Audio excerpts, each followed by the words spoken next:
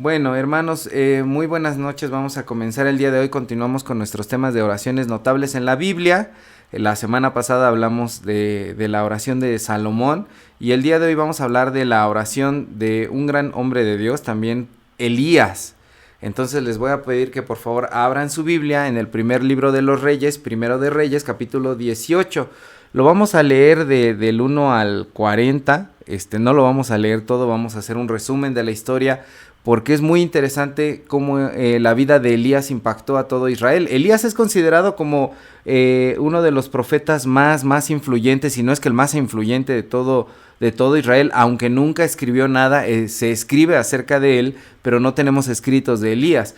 Pero la vida de este hombre trasciende por su valentía y cómo se enfrenta al imperio de su época, cómo se enfrenta a los malos gobernantes de su época y prevalece, Dios lo respalda. Y en este capítulo 18 tenemos una confrontación con los profetas de Baal, con el rey Acab, con el pueblo mismo. Y lo vamos a ver a través de 3 puntos, ¿no? Primeramente vamos a ver el contexto, que era lo que estaba pasando ahí para poder entender por qué se da esta confrontación. Después vamos a ver un duelo de oraciones que se dio entre los profetas de Baal y el profeta Elías. Y finalmente vamos a ver cuál fue la respuesta de Dios a esta oración. Quizá ustedes han conocido esta historia y quisiera aportar, como siempre, pues algunos elementos prácticos de cómo podemos entender esta oración y todo lo que la rodeaba para nosotros mismos el día de hoy. Bueno, entonces primeramente acerca del contexto, lo vamos a ver en 4 pasos. Ocurría, punto número 1, una sequía. Se nos dice en el capítulo 16 del primer libro de los Reyes, termina diciendo que Acab adquiere el reino y que hace lo malo delante de Jehová, se casa con una mujer de Sidonia, que se llamó Jezabel, que fue a final de cuentas la malvada reina Jezabel, ¿verdad? Y que en ese momento, en el capítulo 17, Elías predice una sequía, profetiza una sequía, ora porque venga la sequía, como una muestra de repudio de parte de Dios por las cosas que está haciendo Acab. Y entonces, aquí en ese capítulo 18 nos enteramos de que esta sequía ya lleva 3 años, y es una sequía que no se dio por la palabra de Elías, sino que se da por la palabra de Dios. Ahorita vamos a ver más a fondo cómo era esta vida de Elías, ¿verdad? Y dentro de la corte del malvado rey Acab, Elías se la pasó escondido durante el capítulo 17 y el rey Acab lo andaba buscando por todos lados junto con Jezabel. Y aquí se nos dice que habla con alguien de su corte que se llama se llama Abdías. Y este hombre Abdías, vemos que es un hombre temeroso de Dios y que es siervo de Jehová. De hecho, la palabra Abdías significa eso, ¿no? Siervo de Jehová. Y lo podemos entender como una especie de antijudas. Es un antijudas porque así como Judas fue el granito ahí en el arroz en el grupo de Jesús, aquí Abdías también, nada más que al revés, ¿verdad? Él es un hombre que sirve a Dios y que está en la casa del malvado rey Acab, y de hecho es como su mano derecha, ¿no? Y entendemos que dentro de esta sequía Acab se está valiendo de Abdías para poder resolver, y entendemos en el versículo 5 que ahí Acab pide que vayan a buscar agua para que las bestias no mueran. Podemos entender esto como con bondad, ¿no? Decir, que bueno, el rey Acab se está preocupando porque haya agua para los animales, para que esto produzca trabajo, etcétera. O podemos entenderlo con desconfianza y decir, el rey estaba muy preocupado por las cosas materiales y muy poco por su pueblo realmente, porque antes de buscar agua para el pueblo, busca agua para las bestias, ¿no? Esto puede ser entendido de una forma ambivalente, puede ser entendido de las dos formas. Y nos revela un poco de cómo era este rey Acab, ¿no? Muy preocupado por lo material. Y más adelante entonces vemos que se da el encuentro entre Elías y Abdías era un hombre piadoso que había escondido a 100 profetas de Jehová en 2 montañas, 50 y 50, y que cuando se encuentra con Elías y Elías le dice, ve a decirle al rey Acab que ya salí, ¿no? De mi escondite, ahora quiero hablar con él, y Abdías dice, no, por favor no me hagas esto, porque te han estado buscando por todos lados, y si yo voy y le digo al rey que venga y que te vea, y entonces cuando él venga, el espíritu de Jehová ya te ha llevado a otro lado, pues me va a matar a mí, no permite permitas que esto me suceda, ¿no? Y bueno, finalmente Elías lo convence, le da la seguridad y le dice, yo voy a estar aquí. Y pues bueno, ya va y se encuentra finalmente Elías con Acab. Y cuando se encuentra Elías con Acab, podemos reconocer cómo es que este rey Acab era un creyente de Baal, como su esposa, ya había adoptado las creencias de su esposa, de la tierra de los sidonios. Y es muy importante esto porque Baal era considerado como el rey de la lluvia, el rey por lo tanto también del trueno que acompaña la lluvia y el rey de la fertilidad. Y sin embargo, a pesar de que alababan a este dios que era el dios de la lluvia, el dios de la fertilidad, el dios del trueno, había una sequía en Israel. O sea, por más que le oraban a su Dios, no podía resolver este asunto. Se supone que él era el bueno, ¿no? Y entonces Elías le dice, mira, convoca al pueblo, ya vine a encararte, convoca al pueblo. Y podemos entender que Acab acepta porque pues de alguna forma quiere que se castigue o que se vea públicamente a Elías para que se vea la reprensión que él quiere hacer para con él. Y pues ahí Acab le dice, ¿eres tú el que atormenta a Israel? Podemos ver la actitud de Acab, cómo es que culpa a Elías de esta sequía que estaba ocurriendo y no se da cuenta de los pecados en el que ha caído, ¿no? ¿Verdad? Y entonces sí acepta llamar a todo el pueblo, quizá a algunos representantes nada más, para poder ver la escena. Y entonces nos enteramos ya cómo es este pueblo. El pueblo está convocado allí en el Monte Carmelo, que es un monte muy simbólico porque mucho tiempo atrás fue dedicado a muchos otros dioses.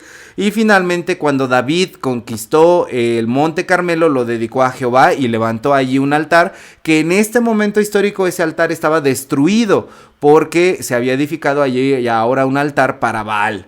Y se nos dice que el pueblo tenía el corazón dividido, ¿verdad? Que ¿hasta cuándo claudicaréis entre dos pensamientos? Estas palabras en hebreo pueden significar ¿hasta cuándo van a saltar o danzar como una ave entre dos ramas? Como un pajarito que está entre dos ramas y no se decide en cuál quedarse. Y el pueblo, cuando es cuestionado, podemos ver que el pueblo no tiene ninguna convicción, porque el pueblo no dice ni sí ni no, ni para acá ni para allá. Si Jehová es Dios, sírvanle. Si Baal es Dios, entonces sírvanle a él, pero el pueblo no sabe ni qué responder. Vemos entonces a un pueblo que está sumergido bajo un reino de maldad y que aparte a veces que hay gente que elige el mal camino y le va muy bien, ¿no? Se forra de dinero, están...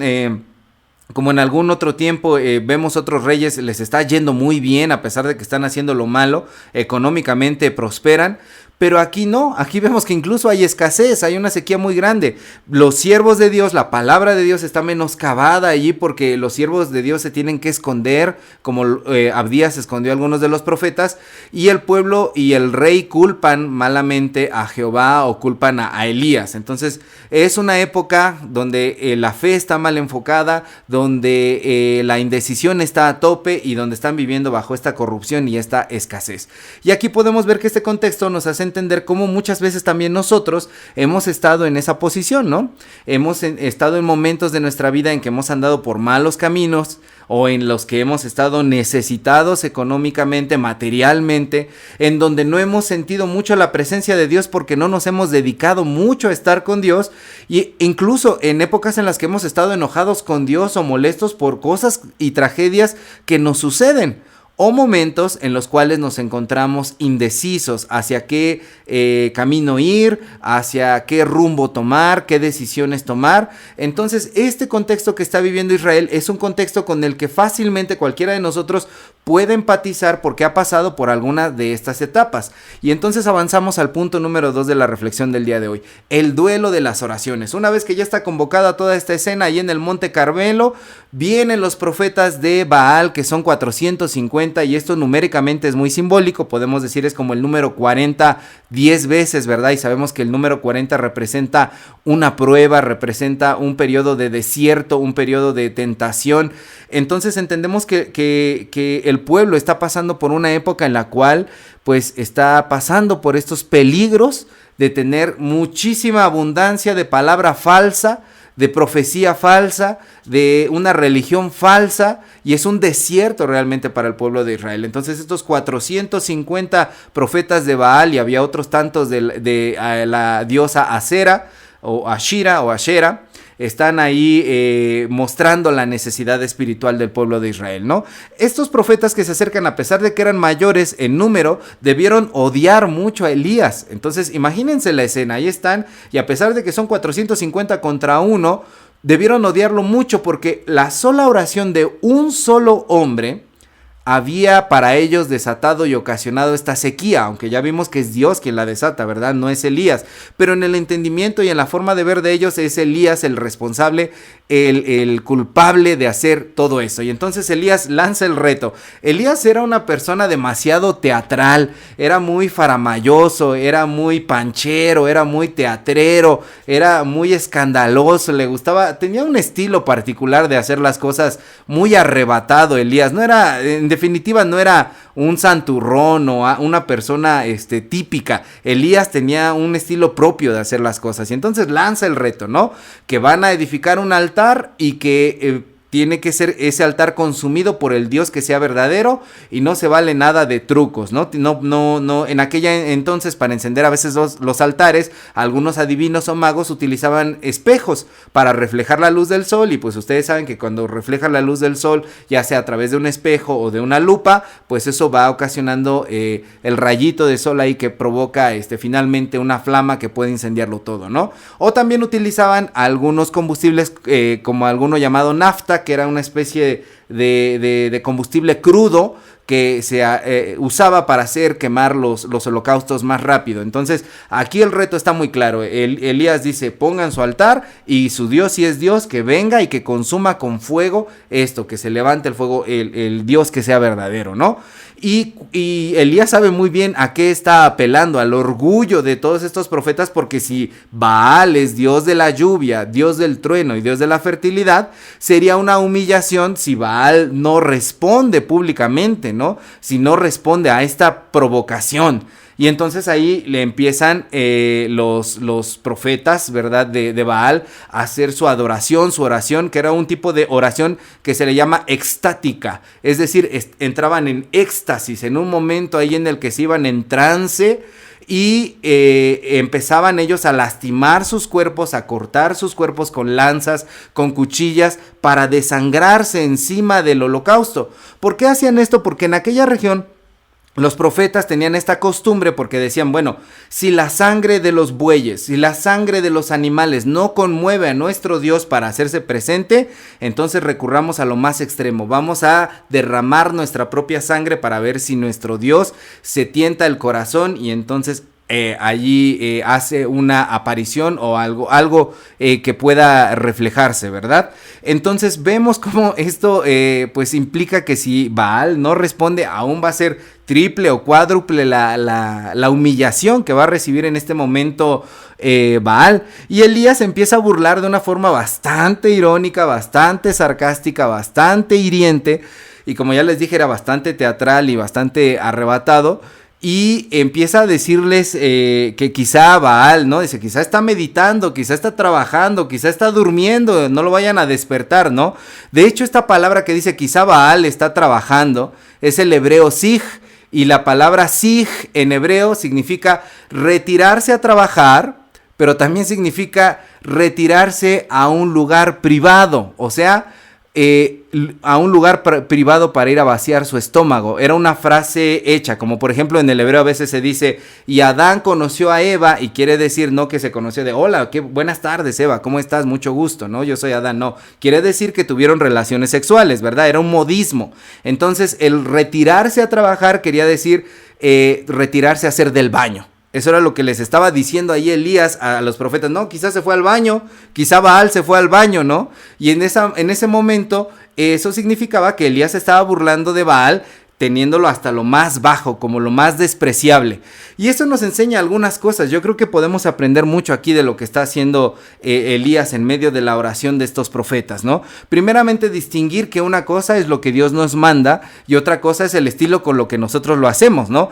Dios le manda a Elías a presentarse delante de los profetas, pero todo lo demás que hace Elías allí, pues es de su propia cosecha, era su estilo de hacer las cosas. A veces, por ejemplo, a nosotros como pastores también, o como como cristianos, ¿no? Se nos etiqueta un cristiano debe de ser así, así y así. De formal, de esta manera, no debe de ser de esta otra forma, pero en realidad Dios a cada uno de nosotros nos ha dado una singularidad, una originalidad, una manera de ser, y cada uno de nosotros debe de utilizar esa forma de ser para poder predicar la palabra de Dios. Por ejemplo, ahorita el hermano Alejandro estaba dirigiendo la oración y él decía, yo soy maestro, ¿no? Y él en esa forma, en esa vocación de ser que él tiene, nos estaba dirigiendo a su modo de ser como maestro. Y nadie puede decir, ay, no, es que el hermano dirige el culto como si fuera una clase ahí en el aula. No, porque esa es la forma que Dios le dio y nos ha dado diversas formas a cada uno de nosotros, y eso es lo que enriquece al pueblo de Dios, que cada uno de nosotros tiene una originalidad.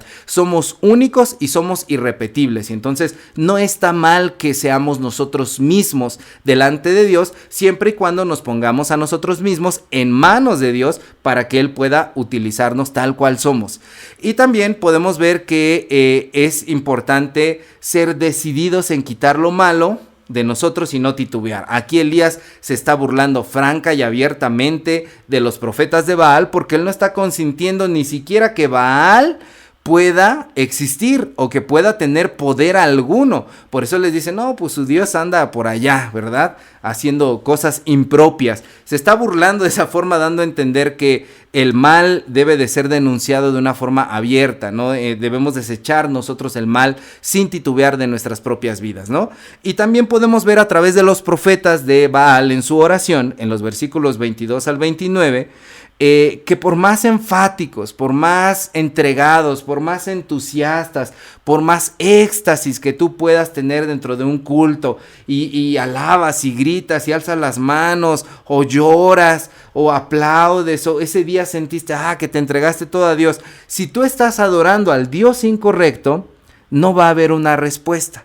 Y aquí muchos de nosotros podemos decir, bueno, pero nosotros adoramos al Dios correcto, ¿verdad? Sin embargo, muchas veces nos hacemos ideas e imágenes de Dios que no son nada correctas, y tampoco va a haber una respuesta a nuestras oraciones. Hoy en la mañana, mientras yo estaba orando, le decía a Dios, pero respóndeme tú, no el Dios que yo me he hecho en mi propia cabeza, porque a veces amoldamos a Dios a nuestras propias ideas y nos hacemos un Dios a nuestra conveniencia, a nuestra medida. Hoy en día se le llama religión a la carta, ¿verdad? Pedimos estas cosas de Dios, nos gustan, estas otras cosas de Dios no nos gustan tanto, entonces las quitamos, las hacemos a un lado y nos hacemos nuestro platillo de Dios a nuestro antojo y a nuestra conveniencia. Entonces estos profetas nos enseñan que por muchas ganas que le echaran a su adoración, porque vemos que realmente son buenos adoradores, no estaban orando al Dios correcto. Tenemos que preguntarnos a qué Dios estoy adorando yo. ¿Realmente es el Dios que me revela la Biblia o es el Dios que yo me he hecho conforme a lo que me conviene? El Dios que no ve ciertas cosas de mí, el Dios que no denuncia ciertas cosas de mí y que me tiene ahí como tranquilito, acomodado, sin hacer, no me pide mucho, me ama demasiado y no me exige, ¿no? Entonces avanzamos y vemos después en los versículos 30 al 37 la oración de Elías, y vemos cómo Elías comienza convocando al pueblo de Dios. Esto nos enseña que la obra de Dios se manifiesta cuando convocamos a nuestro pueblo, cuando convocamos a nuestra familia. Allí es donde Dios se quiere manifestar. Dios es el Dios de la familia. Dios es el Dios que se revela en un grupo. Dios no es el Dios de los individuos nada más. Dios es el Dios que se revela en familias. Por eso somos iglesia, por eso somos congregación, somos una familia en la fe que se apoya mutuamente, y por eso Dios se quiere revelar en cada uno de nuestros hogares. Entonces Elías convoca al pueblo, toma 12 piedras en representación de este pueblo, de las tribus, y levanta el altar que estaba derribado de David, el altar hacia Jehová. Entonces esto nos habla de cómo Elías, a través de este gesto simbólico, nos empieza a decir, es hora de reedificar tu vida de comunión. Es hora de levantar ese altar que ha estado caído. Es hora de levantar ese altar dentro de tu vida de adoración que ha estado derribado. No sé cuánto tiempo ha estado incompleto. Le han faltado algunas piedras. Le ha faltado que te esfuerces un poco más. Es tiempo de que lo levantes, de que levantes ese altar, ¿no? Y entonces, una vez que edifica el altar, se encarga de hacer parecer que no hay forma de hacer trampa, hace hasta lo imposible, porque se acomoden el altar y échenle tantos cántaros de agua y acaben una zanja alrededor y échenle más agua, de tal manera que aquello está totalmente mojado y también la zanja alrededor se llena totalmente de agua y así no hay ni cómo le digan, hiciste trampa para encender, usaste algún truco ahí para poder encender el altar, ¿no? Él se encarga de que no haya duda alguna y nos habla de un hombre que tiene una fe inquebrantable, que puede decir, mi Dios puede contra esto y más. Me recuerda a Gedeón. Gedeón decía, Señor, si esta es tu voluntad, que vayamos hacia la guerra, que el día de mañana esto amanezca mojado, hay una piel que pone, ¿no? Y ya cuando por fin lo recibe dice, no, bueno, que el día de mañana amanezca seco, si esto es tu voluntad, y así está jugando con Dios algunos días. Pero Elías es al revés. Elías dice, vamos a ponerle todos los obstáculos y aún así Dios se va a manifestar, porque mi Dios es enorme, es real, es gigante. Si ustedes ven lo que pasa en el capítulo 17 primero de Reyes, pueden entender por qué la fe de Elías en este momento está tan grande así, y nos hace preguntarnos si tenemos una fe así de inquebrantable y sometida a prueba, si tenemos esa convicción de que nuestro Dios puede contra todo y contra todos, así como lo tenía Elías, ¿no? Y en el versículo 36 se nos dice que cuando llega la hora de ofrecer el sacrificio, entonces Elías empieza a hacer su oración. Esto es muy interesante porque ellos pertenecían al reino de Israel. Historia rápida, el pueblo de Israel se dividió en dos, el reino del norte que se llamó Israel y el pueblo del norte que se dividió, que se llamó Judá. Entonces aquí estamos en el reino del norte y desde hace 50 años atrás de esta escena que estamos leyendo con el rey Jeroboam, aparta al reino de Israel, al reino del norte, lo quita de la vida religiosa del templo. Ya no tiene nada que ver con el templo, no siguen las costumbres del templo, no siguen los sacrificios del templo, por eso ellos edificaban altares en otros lugares. Y el hecho de que Elías recuerde cuál era la hora del sacrificio, nos habla de que para Elías jamás dejó de ser importante rendir el orden correcto de adoración hacia Dios. Él siempre se acordaba de cuál era la hora.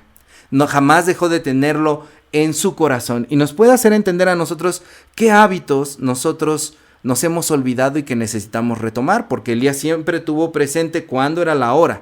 Nosotros podemos tener presente cuáles son los medios de gracia y practicarlos. ¿Qué medio de gracia has olvidado practicar estos días? La oración, el ayuno, tenlo presente. No importa si pasaron ya 50 años que no ayunas, hazlo. No importa si pasaron 50 años, 10 años, una semana, un mes que no has tenido una vida de oración constante, retómalo.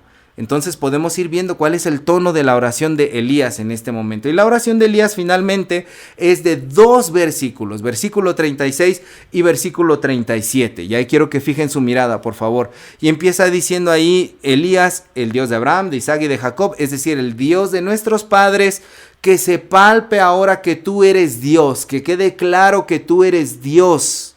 Que quede claro que tú eres el Dios verdadero. Entonces aquí nos preguntamos, ¿qué cosas necesitas recordar de Dios? Para poder dejar la incertidumbre que el pueblo tenía, aquí Elías empieza orando que se sepa que tú eres Dios. Que este pueblo indeciso pueda tomar por fin un camino al recordar quién eres tú. Y eso nos hace a nosotros plantearnos qué cosas he estado olvidando de Dios para poder dejar mi incertidumbre. Y la frase que continúa dice que yo soy tu siervo, es decir, recuérdame quién soy, dame identidad, dime de dónde yo he caído, dime lo que yo me he olvidado de mí mismo para que los demás lo puedan ver. Dame una identidad como hijo tuyo, que yo pueda también testificar a los demás quién eres tú. Y después dice que se sepa que yo hago esto por mandato tuyo, porque nada de lo que Elías hizo, como decíamos, fue por su propia voluntad, ¿verdad? A pesar de que era muy impulsivo, a pesar de que era bien panchero, bien teatrero, bien espectacular, de todas maneras, aquí cuando era momento de ponerse serio, Elías se ponía serio. Tengo mi particular forma de ser, pero cuando se trata de obedecer a Dios, cuando se trata de las cosas en serio, allí yo obedezco, ¿verdad? Y reitera con esto que lo que va a pasar a continuación es por Dios. Y allí Elías está renunciando a toda vanagloria, que digan, el gran profeta Elías, ¿verdad? Y quiere decir que se note lo que tú vas a hacer. Aquí yo leía un comentario que decía, para los predicadores, para quienes van a predicar, Hermanos, si me están escuchando los que van a predicar la próxima semana, una recomendación a los predicadores y para todos cuando prediquemos y tengamos la oportunidad de hacerlo. Siempre ora en tu corazón como Elías y pídele al Señor que lo que yo predico, Señor, que se vea que tú me estás respaldando, que se vea que lo que yo voy a hablar es tu palabra. Puedo tener mi muy particular forma de decir las cosas, pero que se sienta, que se note que eres tú el que está hablando, ¿no? Entonces vemos en la oración de Elías, en estos 2 versículos, que es una oración de restauración, para restaurar todo lo que ha estado caído espiritualmente. Y es una oración decidida, de una fe inquebrantable, es una oración a prueba de todo, es una oración que ha contemplado a Dios en la intimidad, como venía del capítulo 17, cuando estuvo allí con la experiencia de la viuda de Sarepta, cómo lo alimentaron los cuervos, y que pretende ahora restaurar quiénes somos, nuestra idea de Dios y restaurar a nuestras propias familias, a nuestro propio pueblo. La oración de Elías es una oración integral que abarca la relación con Dios, con los demás y con uno mismo, y que dice: Dios, restáuranos, levántanos, danos esta fe segura, que dejemos de estar indecididos. Y entonces viene la parte número 3, ya casi terminamos, la respuesta de parte de Dios en los versículos 38 al 40. Ahí fijamos nuestra mirada. Esta oración breve de Elías nos recuerda otra oración muy breve, que es la oración de Jesús en Juan 11, cuando se da la resurrección de Lázaro. En los versículos 40 al 42, Jesús ora y dice, ahí en el versículo 41 y 42, dice Jesús: entonces quitaron la piedra de donde había sido puesto el muerto, y Jesús, alzando los ojos a lo alto, dijo: Padre, gracias te doy por haberme oído. Yo sabía que siempre me oyes, pero lo dije por causa de la multitud que está alrededor, para que crean que tú me has enviado. Eso es toda la oración de Jesús. Uno podría pensar que como va a resucitar a alguien, va a ser una mega oración, ¿verdad? O que le va a echar ahí las de predicador de Padre en el nombre de Jesús, y va a ser toda la faramalla, pero no. Como les decía, aquí podemos ver que cuando es momento de ponerse serios con Dios hay que hacerlo. Y así como Elías, Jesús tenía una vida de oración detrás, unas columnas impresionantes de oración que sostenían ese enorme edificio, para que cuando se trata de hacer una muestra pública solamente tenga que decir unas pequeñas frases. Y de la misma forma pasa con Elías. Tenía una forma de vivir con Dios, una comunión tan estrecha, tan fuerte, que tenía unas columnas ahí, unas traves que quizá nadie veía, unos cimientos que nadie veía, que cuando hace una muestra pública hace una oración chiquita. Y eso es todo lo que tenía que decir. Podía ser muy faramayoso en otras cosas, pero sabía que en el momento de ser verdadero no era necesario hacer el gran espectáculo.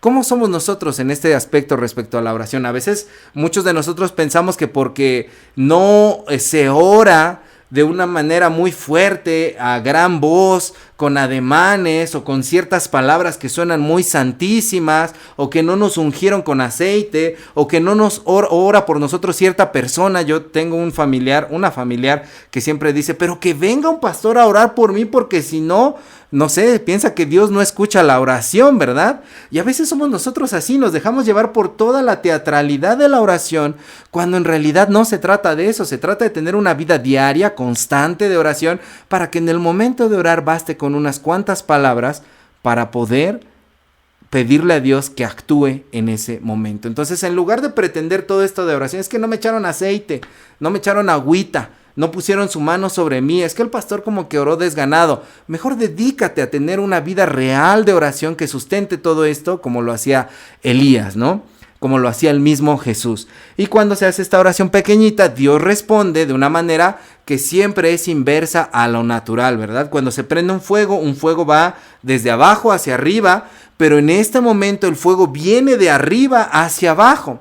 Eso quiere decir que Dios siempre responde diferente a como nosotros lo estamos esperando, a como se esperaría, que es lo natural, que es lo normal. Dios siempre nos sorprende y nos maravilla con sus respuestas. Y además, la respuesta de Dios es sumamente abundante, porque no solo quema el holocausto, sino que quema el altar, las piedras, todo lo que hay ahí, hasta la zanja, y chupa toda el agua, y de esa manera Dios lo consume todo. Dios, como hemos dicho en otras ocasiones, ya en estos estudios de las oraciones notables, responde más allá y mucho mejor de lo que nosotros podríamos haber estado pidiendo, ¿no? Y esa respuesta produce una reacción en el pueblo y el pueblo se queda maravillado y dice, sí, Jehová es el Dios. Entonces, esto nos hace pensar en que nuestra vida de oración se refleja. Cuando tú llevas una verdadera vida de oración, se refleja en los demás lo pueden ver. ¿Qué es lo que están viendo los demás en ti? ¿Qué es lo que están viendo los demás en nosotros? ¿Ven realmente una persona de oración?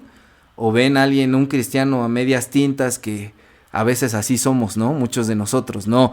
Aquí vemos que la vida de oración se nota. Y por último, Elías tomó una decisión bastante controversial. Yo no me voy a meter en el tema de si es correcto matar o no matar, pero Elías en ese momento decapita, ya que él ha tenido el triunfo en este encuentro, decapita a los 450 profetas de Baal, les corta la cabeza y podemos entender de forma simbólica aquí que lo que se necesitaba era erradicar el mal. Entonces, cuando Dios te responde a tu oración, tú necesitas cambiar tu manera de vivir. Era un poco lo que estábamos viendo el domingo, ¿no? De irnos y no pecar más. A veces con la respuesta de Dios en nosotros no viene un cambio de vida, sino simplemente qué padre Dios, ya me respondiste, ya me voy para allá. Y no hay una transformación en la respuesta de Dios. Entonces, la oración de Elías, en resumen, hermanos, podemos decirlo en 3 pequeñas frases. Que todos hemos estado en etapas en donde hemos caído, en donde hemos tenido sequías, en donde hemos sentido enojo, en donde hemos estado devastados, en corrupción, en contra de Dios. Pero que todos, número 2, todos tenemos la opción podríamos tener una vida muy adornada, muy entregada a los rituales de la iglesia, muy entregada a las cosas externas de la religión, pero lo que realmente va a cambiar esa realidad es cuando nos entreguemos a una comunión sincera, profunda, entregada y ardua en oración. Una oración que nos restaure a nosotros, que restaure a nuestra familia y que restaure todo lo que el día de hoy puede estar derrumbado dentro de nuestras vidas. Y cuando Dios te conteste esas oraciones, Dios lo va a hacer de una forma en que tú no esperas y tu vida va a impactar a los demás, y lo que te debes encargar de hacer es echar fuera lo que no sirve dentro de ti. Entonces, hermanos, espero que hayamos aprendido algo hoy de la oración de Elías, Elías que ora por fuego, pero que ora principalmente por restauración, que seamos restaurados a través de nuestras oraciones y que esa vida de oración restaure todo lo que el día de hoy está caído. Que Dios les bendiga. Continuamos.